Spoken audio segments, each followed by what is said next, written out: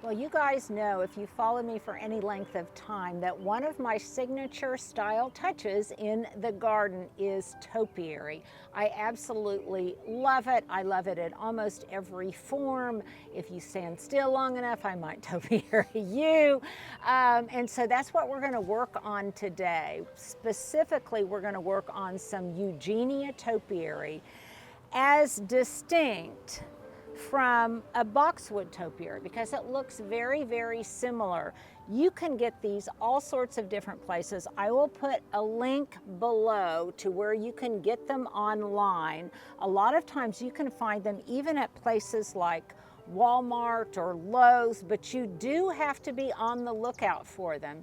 And it's been my experience that a lot of times in the garden centers, they don't appear towards until later in the summer. And maybe that's because they are just so tough that they can handle full sun, they thrive in it, they love the heat, and you just have to remember to keep them really well watered. So Stuart, what do you say? Let's get started. Let's do it.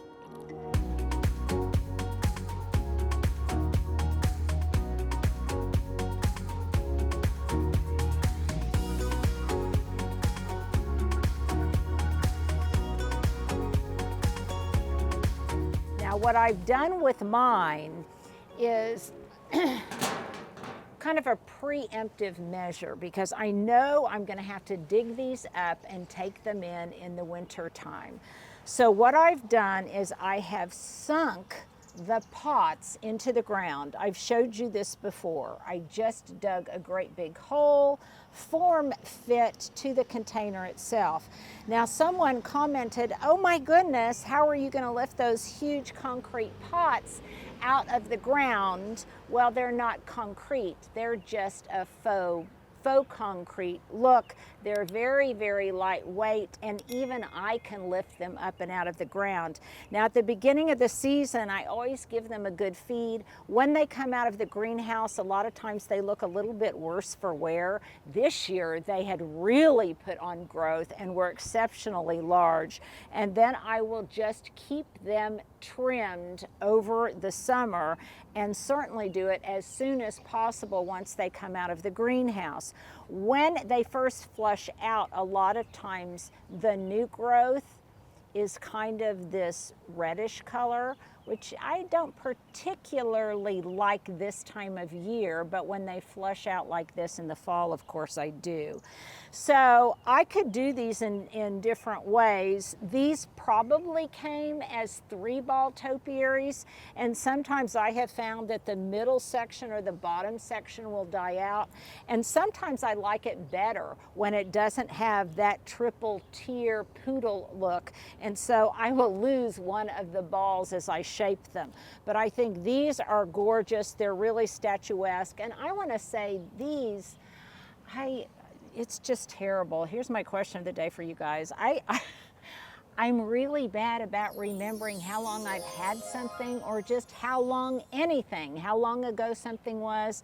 Another reason I really want to get my garden journal so that I can record some of these things. I wasn't always good about recording it in my past journal, but I'm going to make a resolution as soon as I get my new Linda Vaughter journal. I'm going to do that. Stuart, we need to put in a little link here.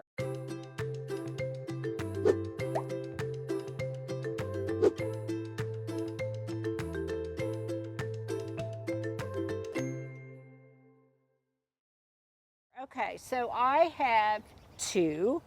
I have 1, 2, partly because I don't have maturity around the social patio, and this gives me a sense of privacy. I also think from the street they're really, really dramatic. Once again, I know I've said it as ad nauseum. This all looks very busy. It all looks like it just might be too much. But once this stuff grows together, it will just look as if it's a large kind of blooming meadow. And these things will just be projectile punctuation points out of it. So coming around this way, I decided that on this edge of the patio, on the east side, I still wanted a little more privacy, and you all know how I like things in threes, and that was just 2. I've probably shown you in the past that I had another sick Eugenia that was hanging out in the backyard, and I hadn't done anything with it. Well, now I have. I dug another big hole, and I placed it into that pot. Again, I'll easily be able to lift that plastic pot out of the soil, and when it looks like we're going to have a hard freeze. And now what I'm going to do is I'm going to do a plant makeover on this Eugenia. Now, one thing I've already done is I have fed it. When I'm finished, I'm definitely going to top dress it in some of that beautiful mulch. And then, of course, I will water it really, really well. Now, I'm going to do some clipping on it, so I've saved a piece of plastic.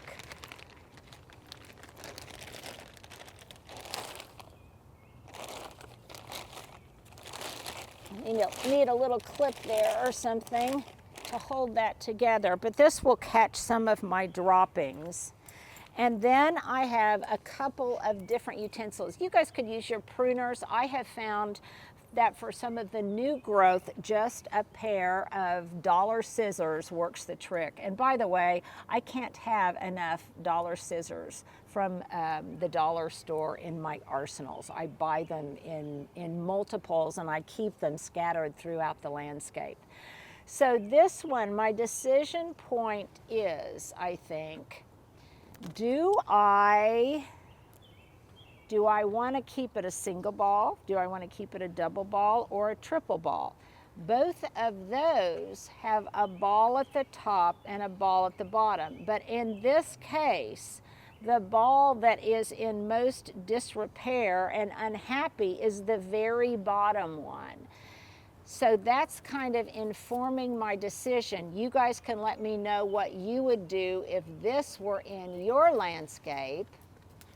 Got some dead here that I'm going to take off.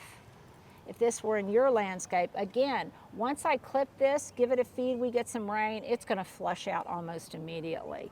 So, Stuart, what do you think? Should I go for it? Do it, yeah. You got the plastic and everything there. Yeah, I am prepared. So I think I'm going to go ahead and I'm going to remove this bottom ball. And this is where some pruners would probably be good to get off these thicker stems.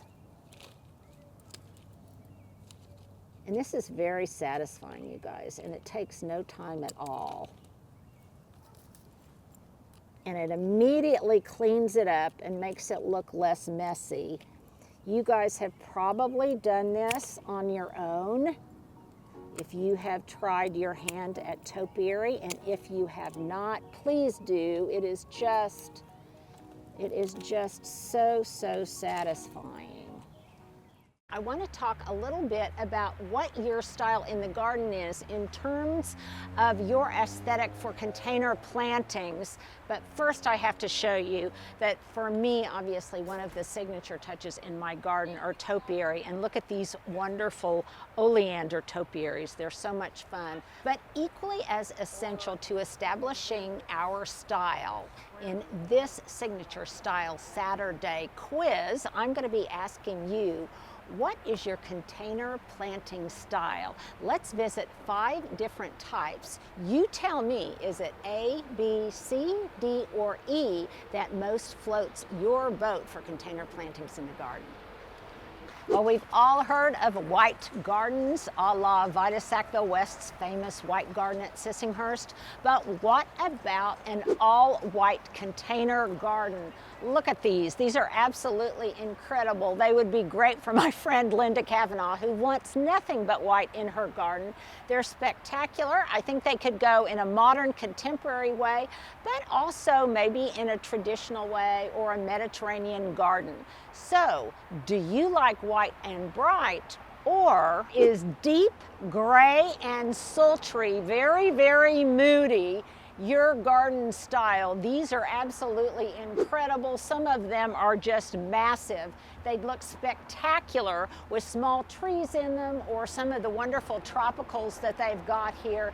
These are really, really incredible. I can see these on a terrace at a loft. They could go probably industrial chic, but I just think they're absolutely gorgeous, and they would be breathtaking used in moss with all of their different various textures and I don't know, the kind of spotted feel of them. Some of them have ridges, some of them have very specific design details, but I think in any form, these deep, dark, and moody ones are really great. But maybe they're not for you. Stuart, let's snap to another option. This is probably more of my default style. I just love the earthiness of basic, traditional, classic terracotta, I should say.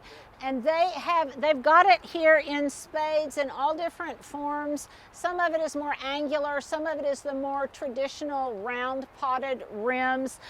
I just love it because I love the way it ages. I love the way it just looks so organic. I know, look at this one, Stuart. And look, they've already got styrofoam in it to take up some of the space so that there's not so much square footage of potting soil that you would need to fill it. These are really, really incredible. Yeah, so that they see how massive these are. And some of them are in the traditional orangey kind of clay, and then some of them are in more of this buff colored clay. They're all absolutely fabulous, and I for one would love to have an orangerie that had massive citrus trees in them. But again, there are many different forms of beauty. There are many different styles in the garden, so let's try another version. Well, this is such an easy appetizer spread. Anybody can do it. I should say you can do it if you have a Trader Joe's nearby or a grocery store that has a really wonderful Greek food section. I have done this so many times, and you can compose it in no time at all. Today I'm having an impromptu wine tasting party. More about that later. And probably this is absolutely the worst thing you can do is put out some kind of strong flavored appetizers when people are trying to taste the wine. But you know what? In reality, most of the time I'm entertaining and I've got a summer wine, they're going to be eating something like this anyway. So let's just call it, can we call it food pairing? We'll call it food pairing, real life food pairing. I'm not strictly by the book of Coyle? What's the poker thing? By the book of... Oh, Doyle, the poker. Yeah, what's that called? Okay, that's my question of the day. What is it when you're really strictly trying to abide by the rules? It's called the book of something. I think when you're playing poker. Boy, I really went off on a tangent there. Let's get back to this very, very easy appetizer spread. As I said, it's all Greek inspired, and this is kind of a 2023 version of a 1950s concept, and that's pretty much everything comes in cans. Now, some of this I could have made, but I didn't have the time, didn't have the inclination. My son Johnny is here, and I've got better things to do than just stand around making these kind of rather, I would think, time-intensive things. So I think probably my inspiration for this was just going to the Greek food section in Trader Joe's, and the first thing I found were these wonderful dolmas vine leaves stuffed with rice. I love these. You can also get them stuffed with quinoa, but I find that I like the rice a lot better. Sometimes I will even open a can of this and just have it for dinner when Hubs isn't home. So this is my starting point, and I've got all of the different components of this appetizer spread laid out on my kitchen island, and I'm going to be serving them. You might recognize some of these, you guys. These are those souffle dishes. Do you remember when I got these at the thrift store? And they make great serving dishes for this kind of thing. So secondarily, if this would be my element number one, my element number two in this spread are these wonderful Greek chickpeas with parsley and cumin. These are absolutely divine. I can eat the whole can of these, and it's not like they're really, they're a little bit fattening, but they're also very, very healthy. I can roll these up in some pita bread or some naan and just be happy as a camper. So I'm going to put some of those. They're also good to just spoon over some jasmine rice or something like that. And then obviously, if I'm going with this, I need to have some hummus. So I've got my chickpeas, and I guess I'm going to double down, and I've got some hummus too. Now, hummus is something that I frequently make myself. I like a roasted red pepper hummus, but this I just picked up at the store, again, because it's all about being really, really easy. Something else that I think is an integral component to this entire spread, and that is tzatziki.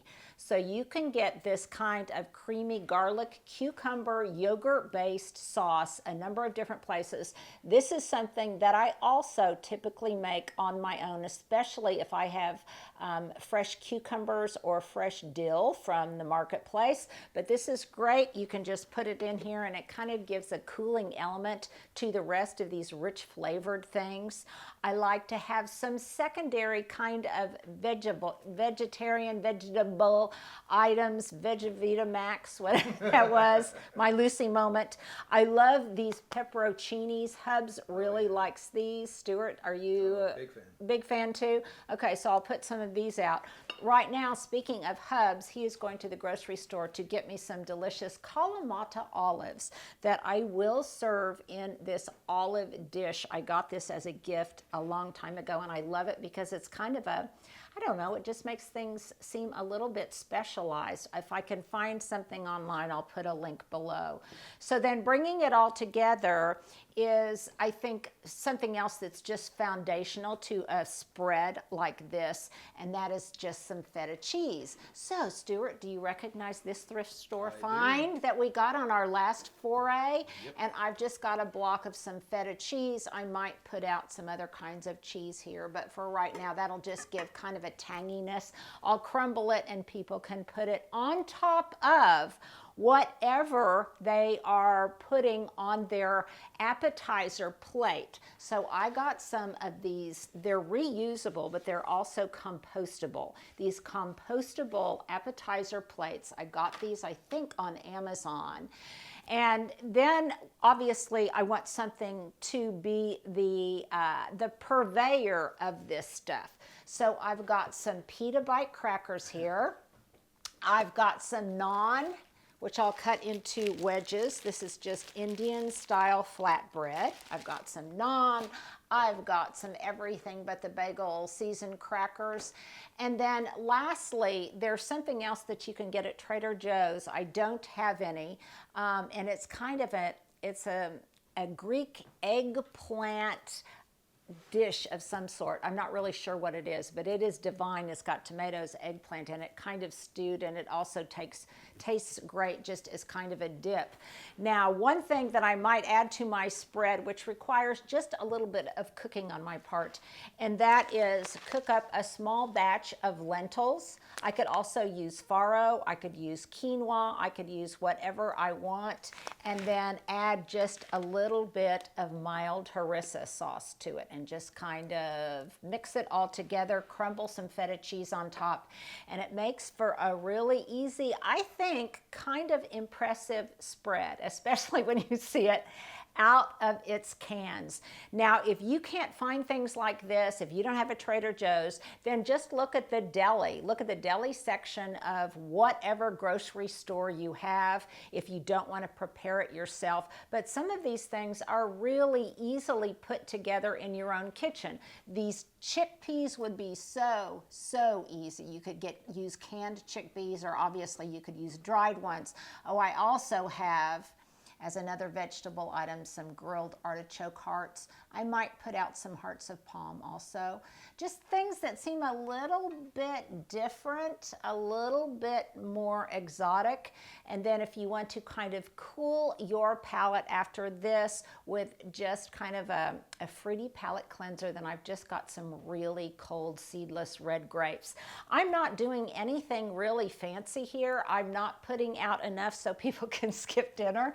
I just want to put something together very, very quickly, very easily, so that they have just a little something to snack on as we are selecting our white wine, our bubbly, our rosé, whatever it is we decide on as our house wines for the summer. So what do you think, Stuart? Pretty yummy? You dive into this? Okay, well, you guys might want to dive into attempting this on your own. Okay, we've got kind of some behind the scenes chaos going on, but just ignore the people that may come and go behind us. So you and I met. This is Joanna Blackstock. Okay, but tell me a little bit about your vitae. Yes. So my name's Joanna Blackstock, and I am a relatively new resident of Oklahoma City, and have the pleasure of being the publisher for Stroll Heritage Hills Mesta Park, our neighborhood. Yeah, so my friend Wendy put us in touch, and she came by and we did a little interview, meet and greet kind of thing, and kind of hit it off. And we just decided it would just be too damn fun to do something in the neighborhood when I discovered that not only can apparently you write and run a magazine and all those kind of things, but she also is a sommelier. Well, I spotted your bottle of Prosecco as we were having our meeting in the living room, and it just turned to wine very fast. Yeah, it turned to wine very fast, which is not difficult to do. So what we decided to do is just kind of on an impromptu basis, because we never really know what the weather is going to do. We just decided that we would have a casual wine tasting here at the Cottage on the Hill with neighbors most of whom I have just met. Me too, probably. Yeah, just like you, and it'll be kind of fun because since you're relatively new to the neighborhood, we will meet our mutual neighbors and soon-to-be friends. We'll find out who our wine friends are. Well, yeah, well, just the fact that they said yes and are coming, and hopefully they really will come. And so we're just going to do some wine tasting, primarily with the objective of trying to select one or two, maybe three, bottles of very budget-friendly wines that I plan to always have on hand for the summer. Yes. Because as I have discovered being out there on the social patio, lots of people just drop by, and you want to be able to serve them a beverage. Obviously, if I have wine, I also have iced tea. I also have jasmine water and other things. But it's very fun, especially because this to me is kind of sparkling wine season. Yes. Well, it's always sparkling wine season for me, but it's easy to sell to somebody else right now. Yeah, that's right. It's a year-round thing. So what she has done so kindly is just really, I guess you just ran the aisles in Trader Joe's. Well, I went back to my favorites Freeman's. After we had our chat and found out that Freeman's was one of your haunts and your husband's recommendation. So I met with Victoria over there and made sure that the selections that we made that we're trying today were things that they can readily get in stock. So we don't fall in love with anything that we can't get our hands on. Right. And I'm a huge Trader Joe's wine selection fan. I tested all these Mother's Day with my own family. I'm sorry. It was a sacrifice. So I'm pretty familiar with most of the selections we made, and made a broad range for maybe a few different palettes. Yeah, and I don't know what this says about me, but I was pretty familiar with a lot of the selections you made too.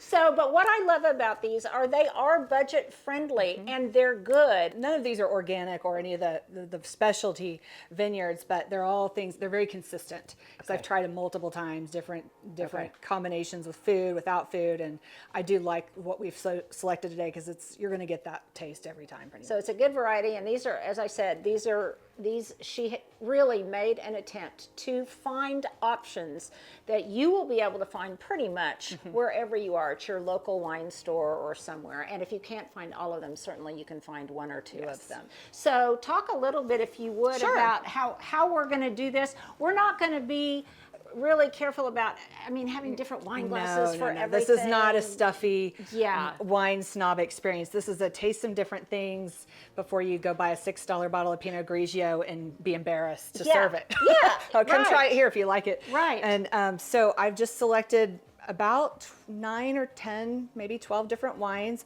I've got a description of what they are, so when someone tastes it, they'll know the name of it and what it's a sparkling wine or a cava or prosecco or a true champagne or sparkling rosé. And then I put together a little wine list of what each label is, where it came from, and the price. Okay, and we will put this up, Stuart. Let's make sure that we put this up someplace where people can find it.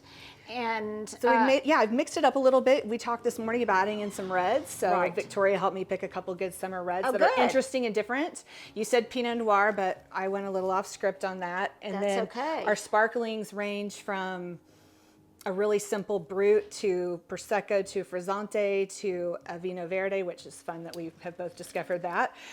So really the summer wine, there will be one in there. Yeah, and to me, how I define that is just light and crisp and thirst quenching, to me anyway. Even and cold. Even the Pinots and things, some of the lighter reds, I like chilled. That's actually the recommended way to serve red, is a little bit chilled. 20 minutes before you serve it and set it out for 10, and then it's not hot, because room temperature is cooler than what sometimes people think of for red wine. They think they got to drink it like tap water. And we'll be milling in and out and kind of coming and going. We talked about serving this outside, but I think just for bug prevention and stuff, and we weren't sure if it was going to rain or not, we just decided to set it up in here and people can just kind of, mosey around. I love that.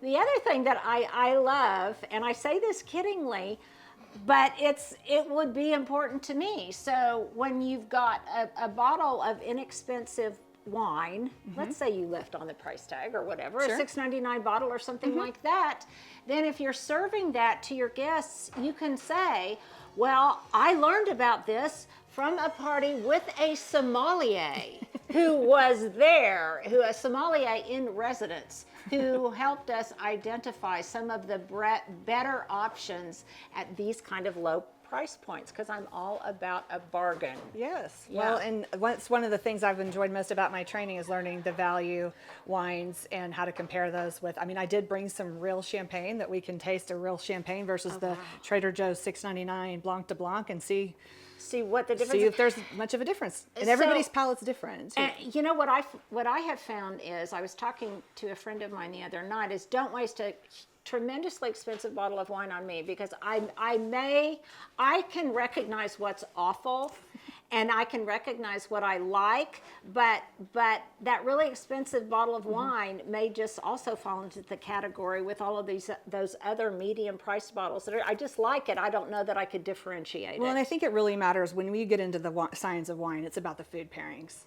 We're talking about having a drink on the patio today, and that's the purpose of these tastings. But if you're trying to pair a gourmet meal or make your food match your wine, that's a whole nother experience. Because what we would drink just by the glass and what you might want to sit down with a steak or a fish or a well-prepared Italian meal, it's going to taste very different. So you'll be on call for if I'm serving something. I say, Joanna, what do I need to serve? What kind of wine do I need to serve? If you tell me what sauce and protein you have, I can pretty much point you in the right direction. So it's always good to have a sommelier in the neighborhood who will put themselves out before they even know you very well. However, after a few glasses of wine, we may get to be pretty good friends. I knew we were kindred spirits when I saw your Prosecco bottle on a Tuesday afternoon. Yeah, absolutely. Now, I was not necessarily drinking it. No, I wasn't drinking it, but it was out. But it was out at the ready, just in case.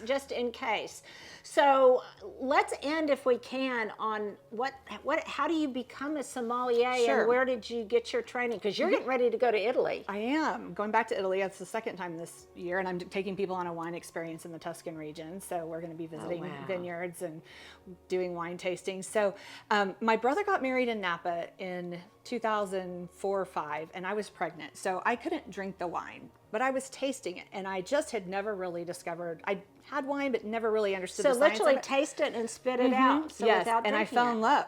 I just loved it. So I came home, had my baby, met the most wonderful wine teacher, Randa Warren. At the time, she was one of the only female master somms in the world, and she teaches in Tulsa. So for several years, I sat at her dining room table with a bunch of other fun people, and one day decided to sit for the test, and that's what happened. So I'm one of the few somms that don't do this for a living. It's just for fun, and I love that about you, that you really found something that you're just so inspired about, and you found a way to weave it into your work life and weave it into, obviously, your... It's my golf. I don't golf, so Golf? Yeah. But most people can enjoy a conversation about wine. Well, and you know, I also love the fact that in no way are you pretentious about it, or you know, or anything like that, because it could be kind of intimidating, I think, if you so the fact that I don't have to feel embarrassed when I can't remember, was it? I think I told you about the $6.99. Yeah, yes, and it was Blanc de Special. Blanc at Trader Joe's, which I have shared with several people. So yes, so that's important information to know. Well, it's about enjoying the experience. Yeah, absolutely. Well, we're going to enjoy this. Thank you so much. Oh, you're so for welcome. doing I'm this. excited It's to be so here. Fun. We will see you maybe back again after a couple of glasses. Ooh. Now this is a really fun version of an outdoor aesthetic that resonates with a lot of people, among them my friend John Turman and my good friend Deborah. They just really love these blues, in the deep cobalt blue, in the turquoise, basically every iteration, every shade, every lovely hue of dark blue, and I can definitely see what is so attractive about them. They are gorgeous. Here's my question of the day. Do you, when you are out in your garden and you're doing your container plantings, are you more of on the neutral side, on the kind of organic, earthy side, or are you on the pop of color side? Let me know. Stuart, I think we've got one more version to look at. And lastly, is a metallic industrial chic, more your vibe. I can see this in both farmhouse decor, but also in very contemporary plantings. I would have absolutely loved to have used this at my Colorado home, and that's quite frequently where I see it. I see it in Santa Fe a lot. I see it a lot in Colorado. It's absolutely wonderful. It matches that southwestern aesthetic, that southwestern motif. Really beautiful. Tough as nails, and it also has kind of that oil field Oklahoma vibe to it. So there you go. There are 5 different container styles from my Oklahoma home. Tell me which one really resonates with you. So I took that off, and immediately I think it looks a little bit better. What do you think, Stuart? Yeah, it does. Now I'm going to define my second ball. The first thing I'm going to do is I'm going to come in and I'm going to take out, in this plant makeover, I'm going to take out any dead wood. And that will, can you get around there, Stuart? I can, as long as it's okay that I'm stepping on stuff. Okay, I'm going to get this out of here, so that I know what live material I have to work with as I am trying to determine the shape. So your first step is just cutting off things you know aren't there. Yeah, aren't first gonna step, grow. exactly, Yeah. Stuart. I am just pruning Well, that off makes sense. things that I know are dead. Yeah, Yeah, and then you'll know what you have left to shape. exactly. Perfect.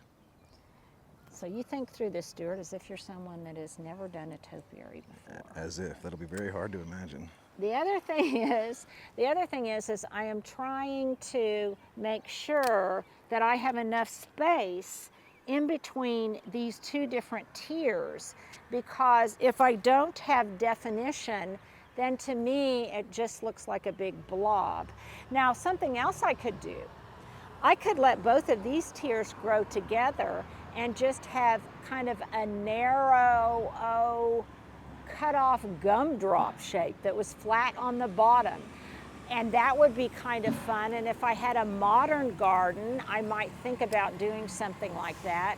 But in this case, I think since I already have 2 round ones, and I love that look, and oh my goodness, I was watching a Martha Stewart show, and she showed her Eugenia topiaries, which were spectacular. And I have to say, mine might be on the way to being as big as hers, almost. Now typically I like,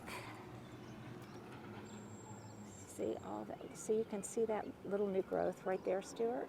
Can you see right there those little baby darlings? Okay. Snip right above that. Some of this stuff you don't even need to snip off. It'll just, it's dead and it'll just kind of break off.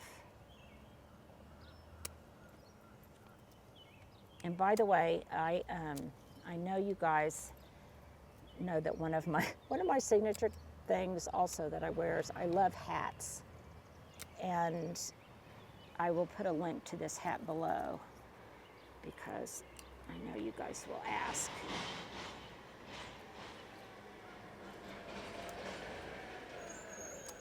Okay. Ooh, there's a big dead one right there. It's just so gratifying. Stuart, it doesn't take much to make me happy. That's a good thing.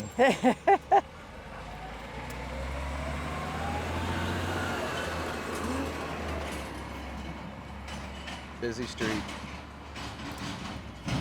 Ooh, Very busy street. it's a busy morning. Okay. And by the way, don't worry if you make an errant cut that isn't the cut you wanted to make, because I promise you, this is going to grow so quickly that it's like a bad haircut. It will grow out, and sometimes by making a cut you didn't intend to, it will expose a whole different form, potential for form you didn't know was even there. Sure, plenty of mistakes have led to success. Yes, so be brave. Maybe all of them. Just do it, be brave. Said she who isn't brave in other areas of her life, but I can be brave doing this. Okay.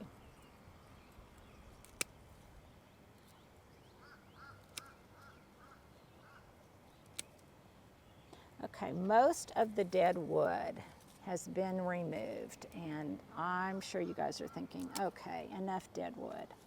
Let's move on to the shaping, because I can continue to clip out dead wood on my own. Okay, so now I have it here, and you'll notice that just by moving it around, I'm making it less than straight. I will ensure before I put the mulch on that it is indeed standing tall and flying right. Does it already look better, Stuart? It does. Okay, so now what I'm going to do is I am just going to go from the outside in, because what I want is for these guys to fill in and get more density to them. So I am going to cut off some of the tips to force growth inward. And this is just the essence of pruning. This is what thickens things up. Hey, there's a title for the video. What's that? The essence of pruning. The essence of pruning, I like that. I'll need to remember that, Stuart. You typically say the best things to make titles out of during the video. Well, okay. All right, even some of these interior ones I'm going to cut.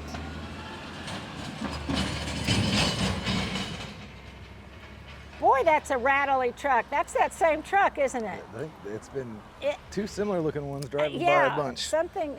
They must want to be maybe on TV. City infrastructure stuff is going on. They just like Linda Botter. Well, I don't think that's it. I don't think that's it. Okay. So my second tier, I think, is pretty much finished, and I'm going to leave it alone. I want to leave look at that. some. The FedEx truck is giving us a good background to show them the shape. Is it? Thank you, Mr. FedEx. Thank you, Mr. FedEx. There's more dead wood on the top. Oh, we're going up here. Now that I come around to this side. I like the Einstein look it has going on right now. The what? The Einstein look of the plant right now. It's real, just all over Oh, the it place. does. I Yeah, like that. it's got kind of an unruly unruly look about it.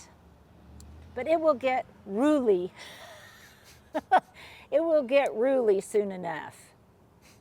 I don't know that that's a word. Okay, so I'm just shortening all of these. Happens a lot where the un-word doesn't line up with the word that's With the not word. un. Isn't that true? I know, isn't that true? It is true. Okay, so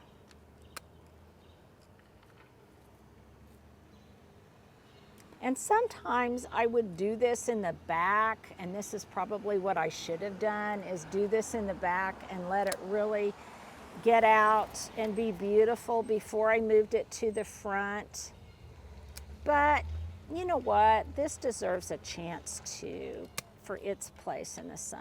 And that's another consideration, is the sun and the light that it's going to get here versus where it was in the back is considerably different.